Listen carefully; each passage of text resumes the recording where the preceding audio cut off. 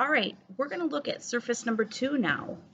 Surface 2, it is also a four-sided figure.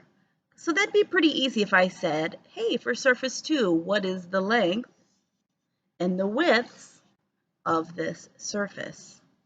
I'm not that nice. Because your answers would be the same as number 1. So let's put our thinking caps on and let's think about how we could make another shape inside surface 2. Make us do some thinking today. Do you know what shapes could be found inside of a rectangle?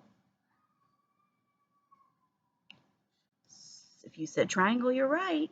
If you did, give yourself a pat on the back. Good job. Okay, so what we're going to do is you're going to find a vertice here and a vertice here, and you're going to take a straight edge and you're going to make a line. So go ahead and find a straight edge. You're welcome to use the metric ruler that I gave you in your birdhouse kit. However, word of caution, it is just paper, so sometimes it might move on you when you're doing your drawing. So if you can find something sturdier like a plastic ruler, that'd be wonderful. However, Mrs. Goodsight does not have one here. So I went on a hunt for a hard surface. I came up with a box of crayons. So I'm going to use the edge of the box of crayons to be my straight edge, and I'm going to draw that line. So I'm going to hit pause and I'm going to do that. You go ahead and do the same thing. All right, here we are.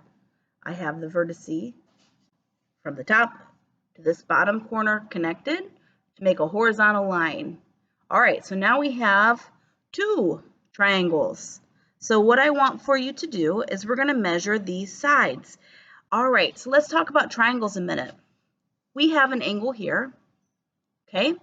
And this is an angle that looks like the side of a box. So that would be a 90-degree angle, if you remember when we talked about angles. It's the corner of a box.